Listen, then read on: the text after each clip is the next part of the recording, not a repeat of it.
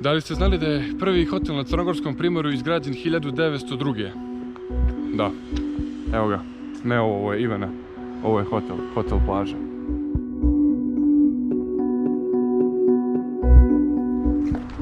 A nalazimo se na možda najljepšoj terasi u zemlji. Sa najljepšim pogledom. Wow.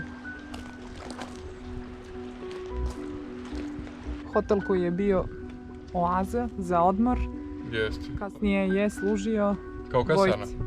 Jeste.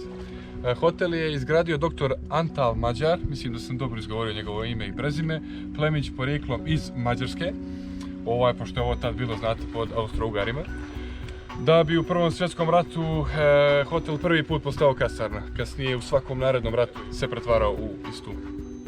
Ova turistička ideja se rodila potpuno slučajno, zato što je dr. Mađar bio vojni oficir koji je stalno prehlađivao u hladnim predjelima Transilvanije, pa mu je trebalo neko toplije mjesto da se liječi.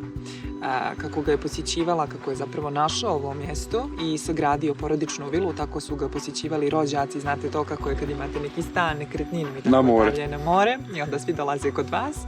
Tako da je shvatio da mu treba više kapaciteta za sve te ljude koje želi da primi.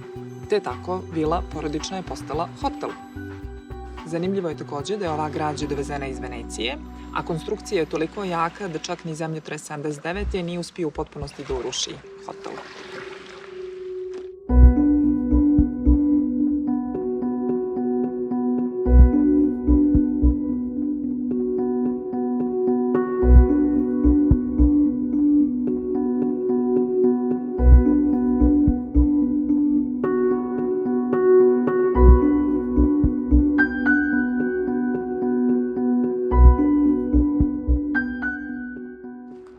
Vidimo novije škure u poređenju sa datumom hotela originalnim.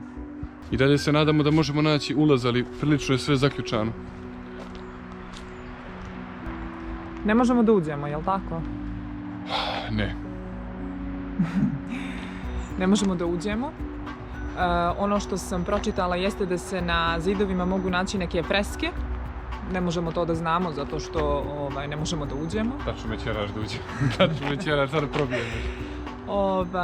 Između ostalog su oslikani motivi zelenike biljke po kojoj je mjesto dobilo ime. Tako da je ovo jedan fantastičan istorijski, kulturno-istorijski, slobodno možemo reći, objekat koji je označio početak savremenog turizma u Crnoj Gori. I jeste kulturno dobro, treba reći. Jeste kulturno dobro. Poenta je da ovako znamenit objekat bio hotelska oaza za ljude koji bi dolazili da posjete ovaj kraj i uživaju u prirodi, moru.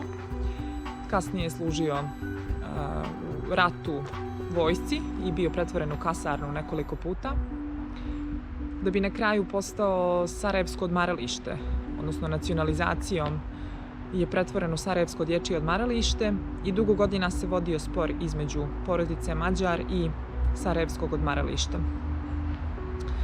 Ne znam, provjerit ćemo da li je taj spor riješen, koliko me Ivan informisao.